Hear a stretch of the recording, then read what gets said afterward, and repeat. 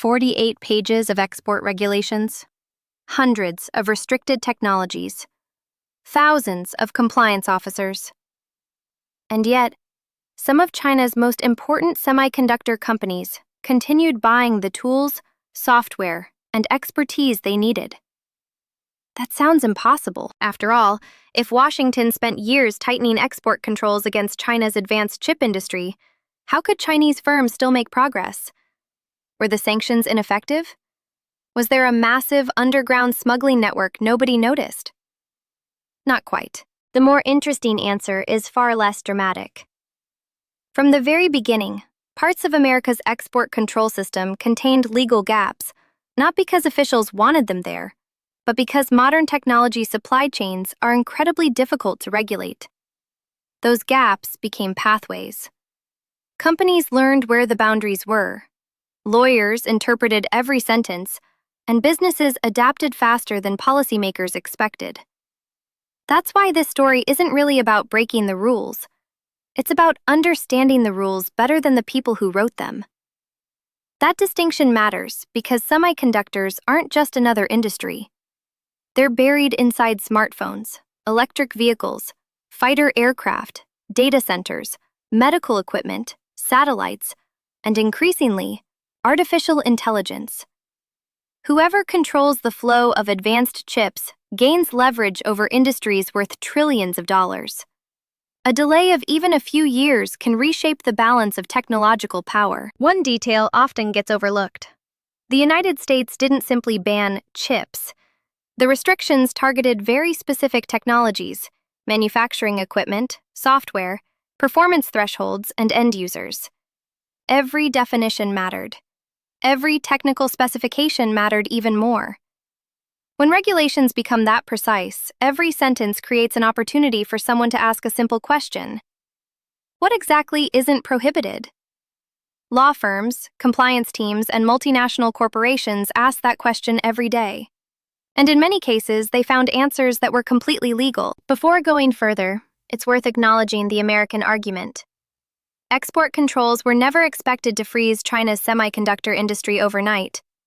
Their primary objective was to slow China's access to the most advanced manufacturing capabilities while giving Western companies time to stay ahead. By several measures, they did exactly that. Chinese firms have faced higher costs, delays, and significant challenges obtaining extreme ultraviolet lithography systems and certain AI accelerators. But slowing an industry and stopping one are very different goals. The first legal loophole emerged from something surprisingly ordinary: timing. Export controls almost never apply retroactively. Governments announce new rules, publish compliance dates, define transition periods, and allow companies to fulfill certain existing contracts before restrictions fully take effect. That sounds reasonable. Businesses need legal certainty. Nobody wants governments changing rules overnight without warning.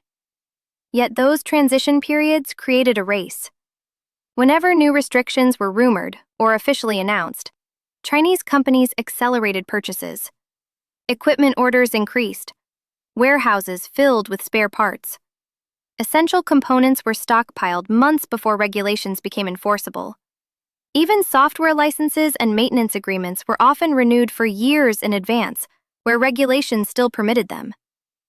Think of it less like panic buying before a storm, and more like corporations reading the weather forecast. The result was that export controls frequently arrived after many of the critical purchases had already been completed. This wasn't illegal. It was simply planning. In fact, companies around the world do the same thing whenever tariffs, sanctions, or major regulatory changes are expected. Markets react before laws do. Investors understand this instinctively. Governments often struggle to keep pace. One slightly ironic observation deserves mentioning. Bureaucracies usually move in months.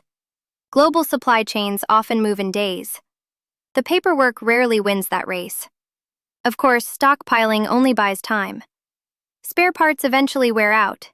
Manufacturing tools require servicing. Technology continues advancing. A warehouse full of yesterday's equipment doesn't automatically solve tomorrow's problems. Which raises a more important question. If inventories couldn't sustain China's semiconductor ambitions forever, what allowed progress to continue even after those stockpiles began shrinking? The answer lies in a second loophole, one built not around timing but around geography. And that may have been even more influential than the first. The second loophole wasn't hidden in legal language. It was hidden on a map. For decades, the semiconductor industry has never belonged to one country. A single advanced chip might be designed in California, use British intellectual property, rely on Dutch lithography systems, Japanese specialty chemicals, German optics, Taiwanese manufacturing, Malaysian packaging, and finally end up inside an American data center. Trying to regulate that kind of ecosystem is like trying to stop water flowing through a river delta. Block one channel, and another often remains open. That's exactly where geography entered the story. American export controls mainly govern products, technologies, and companies under U.S. jurisdiction. But multinational corporations operate through subsidiaries, regional offices, joint ventures, distributors, and manufacturing facilities spread across dozens of countries. Every one of those locations comes with its own legal framework. China understood this remarkably early. Instead of depending entirely on direct shipments from the United States, procurement networks became more international. Components were sourced through legally operating distributors in Singapore, Hong Kong, before tighter restrictions, South Korea, Taiwan, Malaysia, and several European markets whenever regulations allowed. These weren't necessarily shell companies operating in dark warehouses. Many were legitimate commercial businesses selling products that weren't prohibited under existing rules. That's an important distinction. People often imagine sanctions being defeated through secret smuggling operations. Reality is usually much more boring. Compliance departments spend thousands of hours checking product classifications, licensing requirements, and destination rules. If a transaction satisfies every legal requirement, the shipment goes ahead. No cloak and dagger operation required. One example involved semiconductor manufacturing equipment. Washington successfully prevented companies like ASML from exporting its most advanced extreme ultraviolet, or EUV, lithography systems to China. Those machines remain indispensable for manufacturing the world's most cutting-edge chips. That decision genuinely mattered. But here's where the picture became more complicated.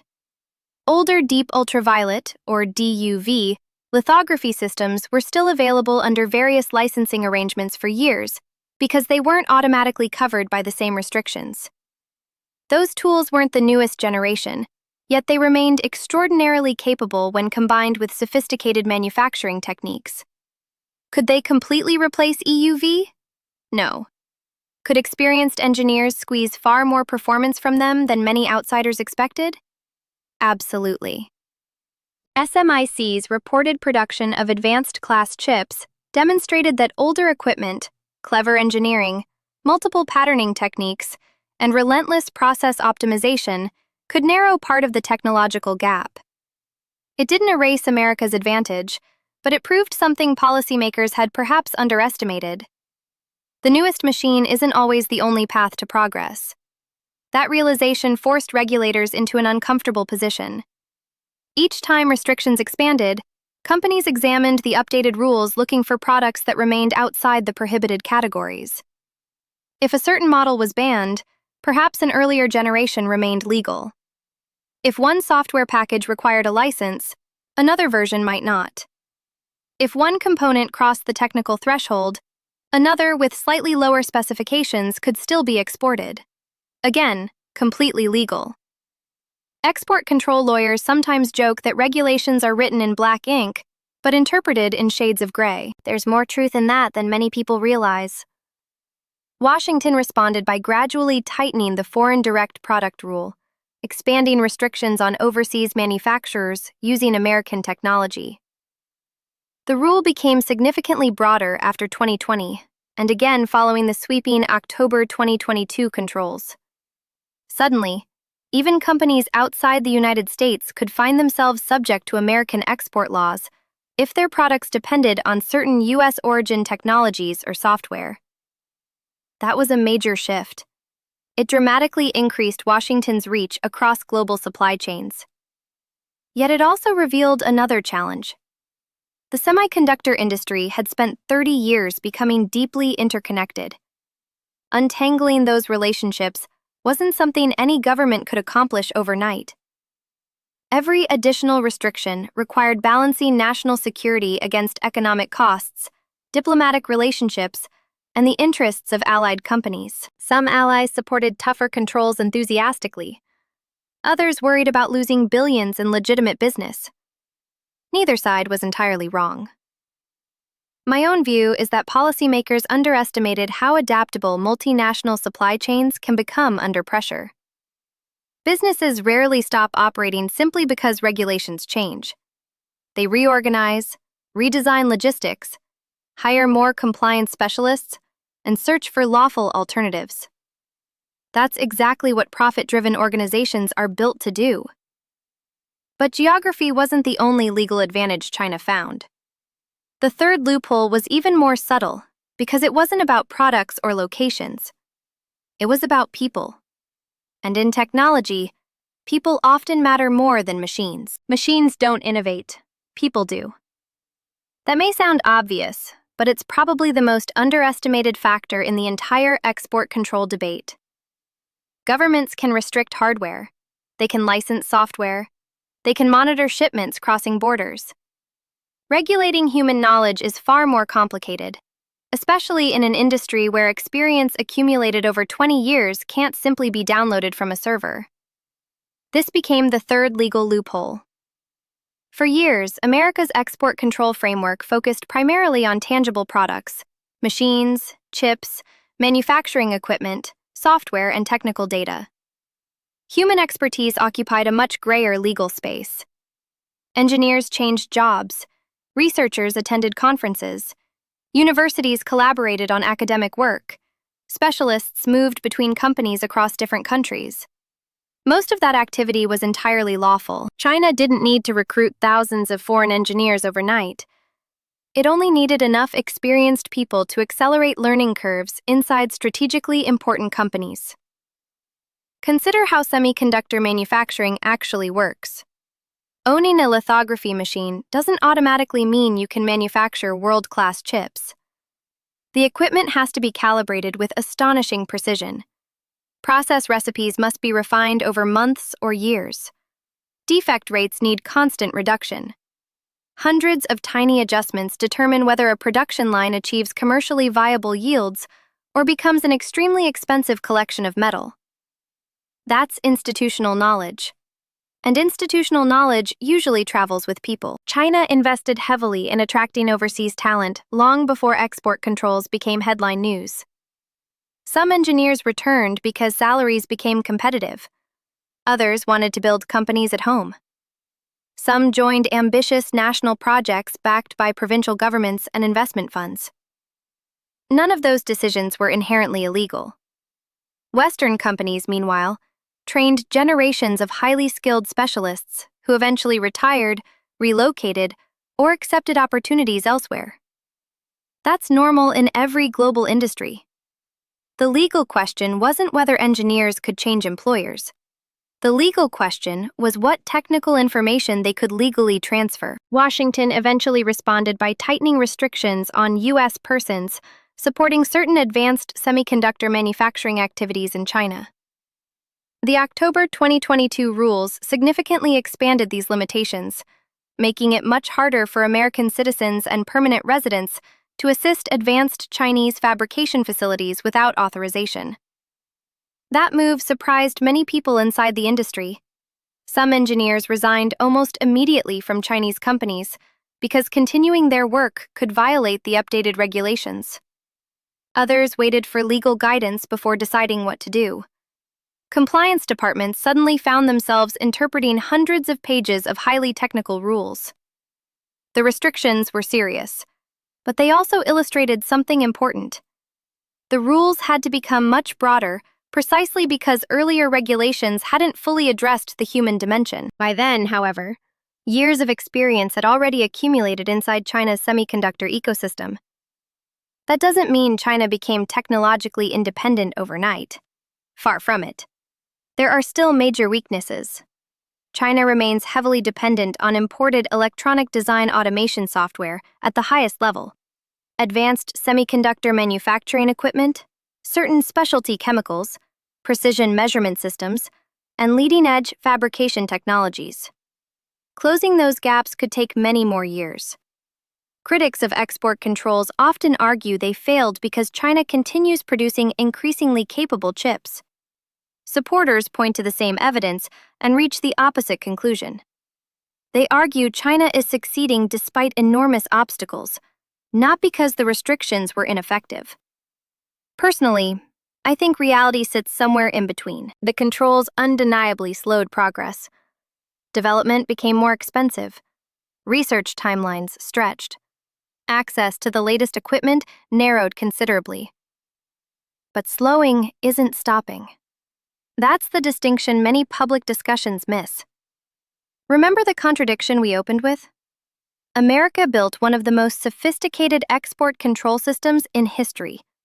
Yet China's semiconductor industry continued advancing. That wasn't because the regulations were meaningless. It was because laws written for globalized supply chains inevitably leave room for adaptation. Businesses exploited transition periods. International supply chains shifted legally where they could. Human expertise continued flowing through channels that were much harder to regulate than physical machines. Washington has spent the last several years closing many of those gaps. Every new package of restrictions has become broader, more detailed, and more coordinated with allies like Japan and the Netherlands. Future loopholes will almost certainly become smaller. Whether they'll disappear completely is another matter. Global technology industries evolve faster than legislation. Every time governments close one opening, companies begin searching for another legal path almost immediately. That's not unique to semiconductors. It's how every highly regulated global industry behaves.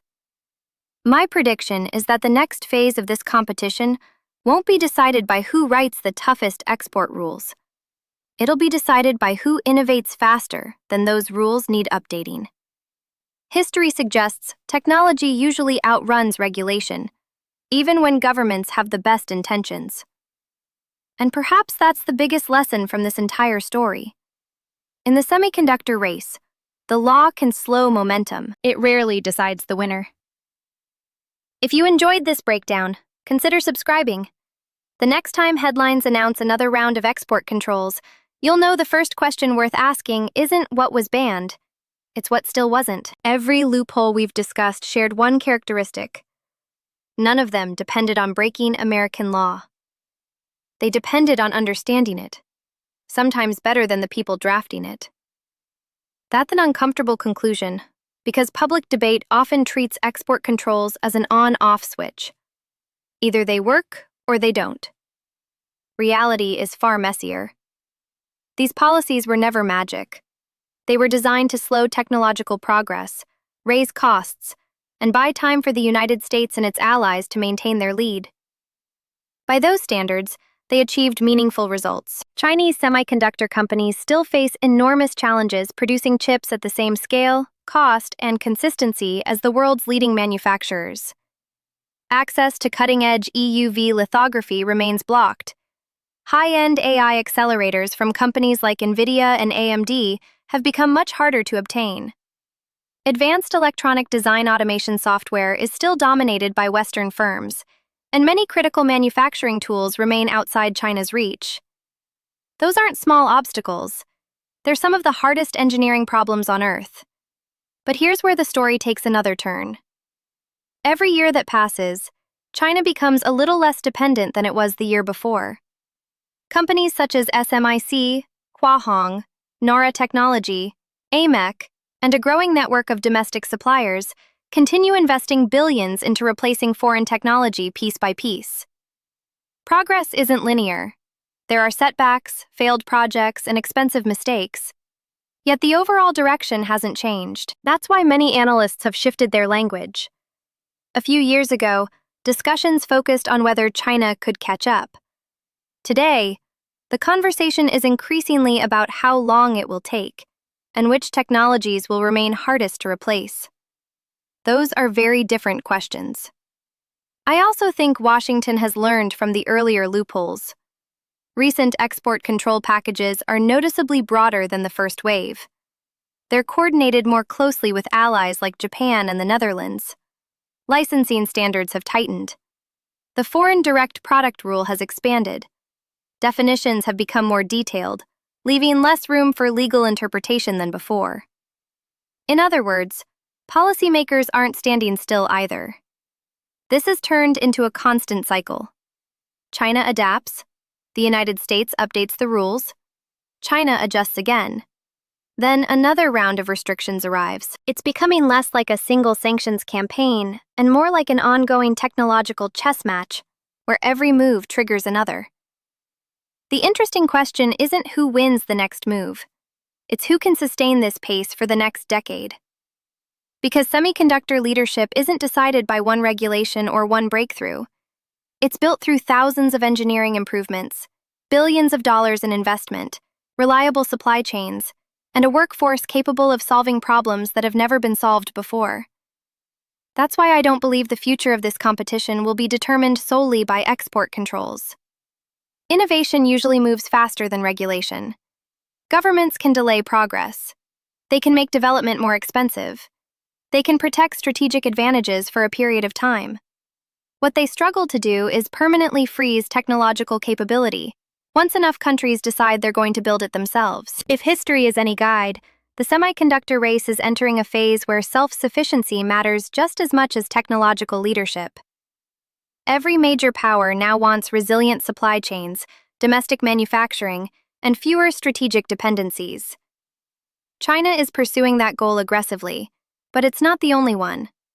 The United States, Europe, Japan, South Korea, and even India are investing heavily for the same reason. That may end up being the biggest consequence of export controls. Not a divided technology world overnight, but a slower, more fragmented one, where countries increasingly build parallel ecosystems instead of relying on a single global supply chain. My prediction is that 10 years from now, we'll look back and realize the real story wasn't about 3 legal loopholes. It was about how those loopholes exposed the limits of regulating innovation in a deeply interconnected world. And that lesson will matter long after today's sanctions are rewritten. If you enjoyed this analysis, consider subscribing for more deep dives into technology, geopolitics, and the global competition that's quietly reshaping the future. Sometimes the most important battles aren't fought with missiles or markets, but with legal definitions buried deep inside regulatory documents.